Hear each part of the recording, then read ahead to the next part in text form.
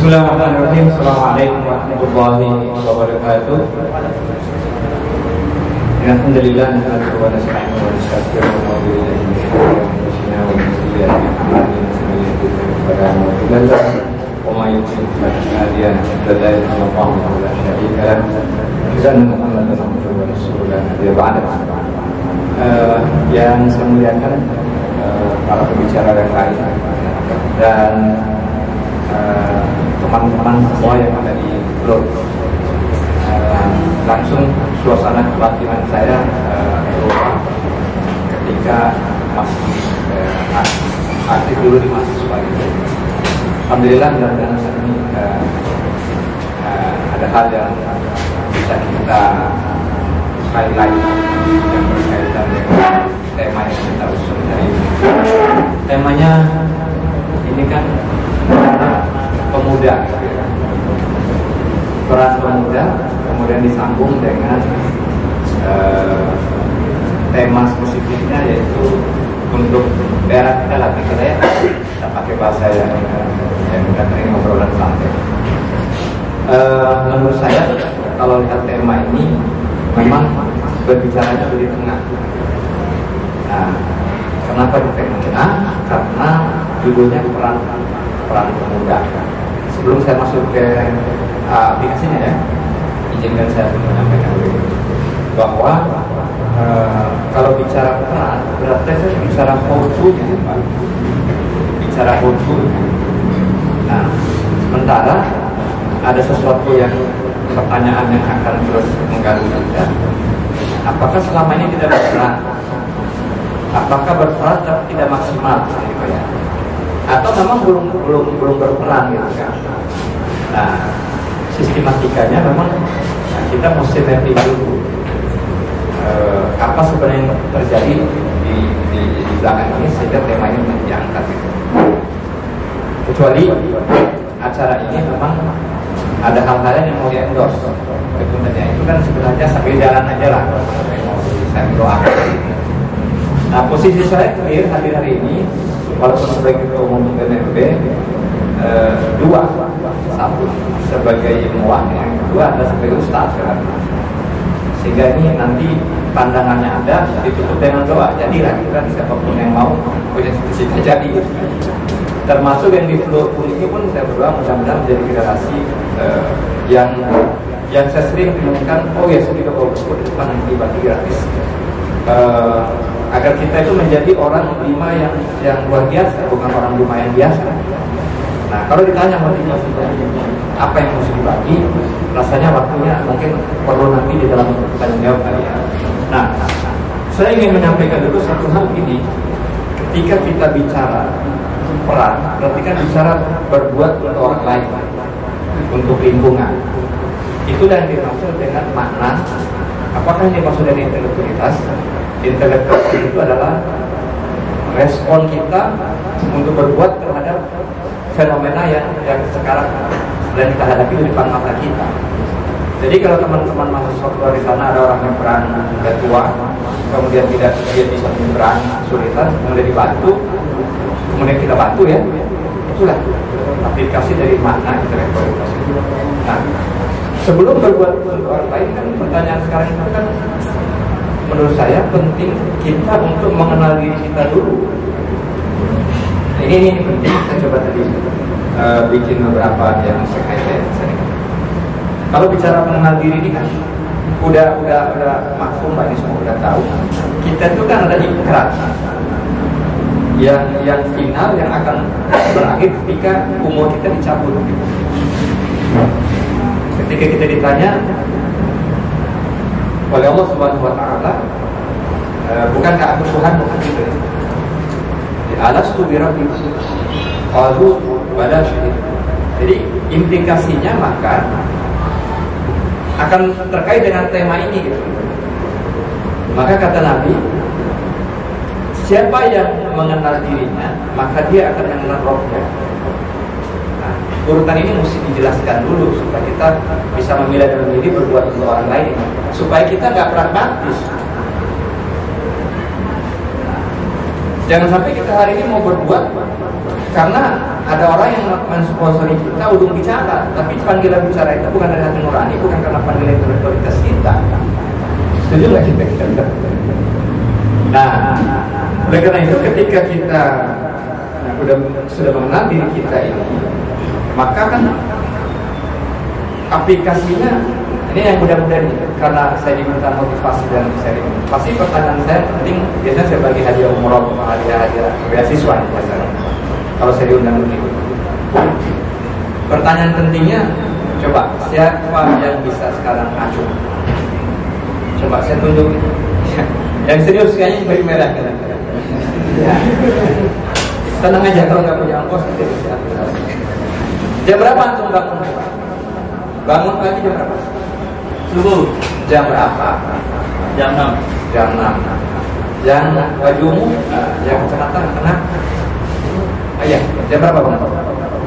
Setengah 6. Teman-teman, ini waktunya singkat. Saya mau kasih tahu karena tadi minta motivasi. Ini bukan ngomong sombong, bukan ngomong membanggakan diri. Anda bisa tebak, mungkin ada di dalam itu. Berapa Salurin Gafar sekarang dibayar per bulan? Ya, siapa bisa tebak? Hari ini saya datang dari kampung ujung timur sana lima. Di sini dipakai oleh perusahaan-perusahaan asing. Saya dibayar di setiap bulan itu sampai ada yang membayar saya 2,5 sampai 3 miliar. Ketika orang ribut Bapak Manfaris dibayar 2 miliar. Kenapa saya tanya tadi tentang jam berapa Anda bangun? Ini menyangkut siklus hidup kita. Ketika ada ikan tadi, kita mesti membangun diri kita dulu sebelum membangun orang lain. Kita memantaskan diri istilah saya. Kita itu membangun kepantasan diri dulu. Dari mana mulai? Pertanyaannya, kita berteman dengan siapa? Jam berapa kita bangun berinteraksi dengan Sang Pencipta? Bahwa saya punya visi. Hidup saya ini akan kemana? Itu dialog kita mesti ada. Ketika itu ada, kan semuanya menjadi mudah. Nah, mengenal diri ini penting agar kita bisa menempatkan diri kita ketika kita ingin berbuat juga kepada orang lain yang bermaksud. Saya tidak tahu yang muda-muda sekarang kitab pegangannya apakah masih Karl Marx atau kitab-kitab yang dari sana begitu. Tapi hari ini sesuatu yang menjadi mujizat terbesar itu kan jangan-jangan nggak ada di rak buku kita gitu. Sirah Nabawi itu nggak ada, padahal terus story itu di sana gitu. Yaitu yang mesti kita ambil dan itu tidak perlu dilakukan lagi. Nah kalau ngomong pemuda, misalnya gini, ada seorang pemuda, nanti mungkin teman-teman akan tahu nih. Bisa ada waktu saya. Ada orang pemuda yang hari ini menjadi profesor ternama di bidang matematika. Ketika dia berumur 10 tahun, dia bertanya kepada ayahnya, "Ayah, apakah ada itu surga dan neraka?" Lalu dia terakhir bertanya, "Apakah ada Tuhan?" Apa artinya? Sesungguhnya kalau mau bicara perang kita ini, maka saya tulis dalam satu artikel saya nanti yang akan saya ceritakan juga. Sesungguhnya kita ini sudah lengkap. Maka Islam ini saya menyebut agama hanya untuk orang yang cerdas. Jadi apa yang dikatakan oleh anak-anak? Jadi 32 tahun kemudian dia masuk Islam. Padahal dia dari orang yang Katolik ortodoks. Ketika apa? Suatu ketika dia diberikan hadiah kitab suci Al-Quran. Di sana dia mengatakan ketika Anda membaca Quran, pilihan Anda hanya 2. Satu Anda menerima atau Anda menolak. Halo teman-teman, ini adalah kunci kita menuju tangga-tangga kesuksesan, termasuk apa kita nanti bisa memilih berperan sebagai apa, sementara kita belum selesai dengan urusan kita. Kalau bangunnya sekarang nanti kalah bro, jadi kita udah pindah sama orang lain. Jam 5 udah pindah, karena orang udah bubar soal rumah. Pak dokter bangun jam berapa? Rata-rata saya setengah 4. Bangun pertama, apa yang kita lakukan? Siklus hidup kita itu menentukan akan seperti apa hidup kita saya. Oke, jadi sebelum kita bisa mau berbuat untuk orang lain, pastikan kita mengenal dulu diri kita. Hari ini sebagai praktisi hukum dan sumber daya manusia, saya sudah 20 tahun di Human Capital. Hari ini dunia praktek tidak lagi membeli ijazah kita, tapi dia akan tanya kompetensi kita. Dia akan tanya, tidak akan tanya lagi berapa nilai matematika kita, IPK kita berapa. Hari ini 3 poin penting ini yang kita mesti ingatkan ke masyarakat kita di NTB ya, memang bisa melahirkan para ulama adalah attitude itu nomor 1. Kedua, motivasi kita. Satu lagi apa? Skill. Skill ini bisa diajarkan, tapi kalau bisa itu pasar tidak akan bisa memaafkan.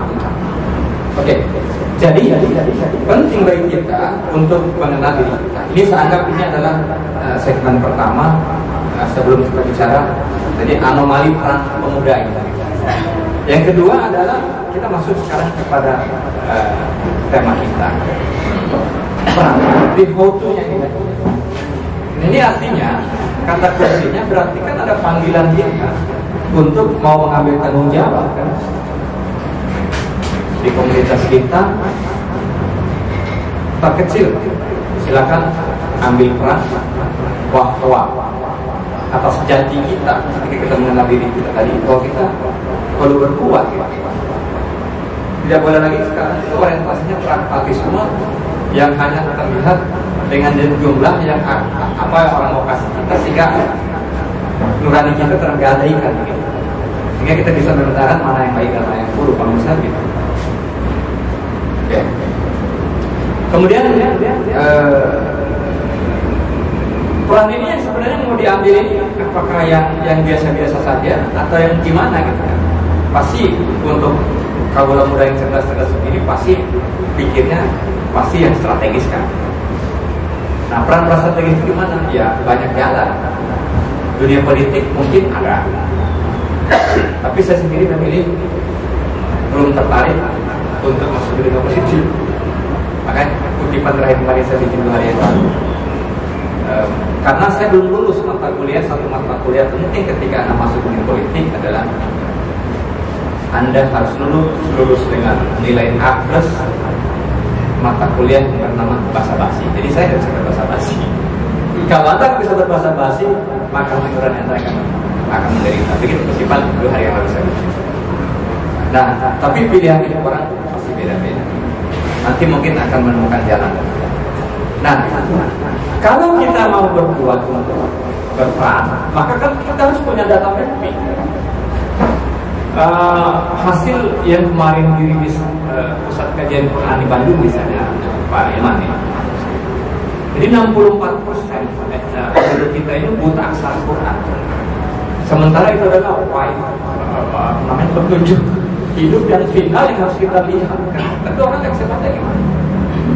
Pesan saya bahwa kita orang NTB yang latar belakangnya religius ini kan menjadi penting bagi kita ketika kita sudah memilih berhijrah ke Jakarta ini. Tidak mungkin, apalagi di era yang sekarang, sepotong koran pasti pernah kita baca. Artinya apa? Itu harusnya mengubah paradigma kita, mindset kita, bahwa saya sudah ke Jakarta, apa yang jelek-jelek oleh orang lain tentang kita sesuai dengan asal kita itu harusnya tidak boleh ada lagi. Itu berkaitan dengan kita. Nah, kalau kita punya data itu yang sama, maka mestinya kalau ada ketimpangan akan melahirkan sense of crisis kan. Apa yang mau kita perbuat jika kita salurkan? Ini ada pengusaha muda, 2 diskusi yang ada, sukses apa? Karena bersilaturahim aja saya lihat. Ketemu saya di Senayan, ketemu di sini, dapat ini, dapat. Nah, anak-anak yang muda ini jangan habiskan waktu di depan gadget, jangan habiskan waktu di tempat-tempat yang tidak membuat kita produktif cara pikir dan cara pandang kita, sehingga kita akan ketinggalan momentum untuk menyiapkan diri kita. Saya kesini tahun 90, teman-teman yang seangkatan saya sudah kembali lagi, dan saya satu-satunya yang nyangkut, yang hari ini alhamdulillah banyak manfaat untuk kampung halaman kita. Ada, dan saya tidak punya publikasi. Teman-teman yang ada di sini juga kita banyak. Tapi pesan saya paling penting kaitan dengan area ini, mari kita kembalikan kepada identitas asli kita sebagai orang NTB yang orang kenal di mana-mana, orang-orang yang soleh, orang-orang yang baik, yang seharusnya bisa membangun peradaban. Kemudian pertanyaan penutup buat kita, untuk kandungan kita, bahwa saya ingin mengatakan orang-orang yang bisa berperan hanya orang-orang yang mengenal dirinya, kemudian dia pindahkan apa yang dia tahu tentang potensi dirinya ke dalam sebuah visi, dia mau jadi apa 6, 5, 10 tahun ke depan. Karena kompetisi hari ini luar biasa. Anak-anak muda yang pasif akan terlempar, orang-orang yang IPK-nya tinggi akan tergeser oleh orang-orang yang attitude-nya bagus. Maka ini penting buat kita untuk memikirkan bagaimana sebelum kita berbuat untuk lingkungan kita, minimal kita persiapkan diri kita. Kita mau milih menjadi apa? Ashabul kahfi, yang harus kita lama bersemedi dulu supaya kita mengenal diri kita. Jangan naik dulu ke level ashabul kahfi karena itu berat. Barangkali itu yang menjadi pengantar. Nanti kita diskusi hal ini untuk kita diskusikan. Terima kasih. Mohon maaf kalau kelebihan.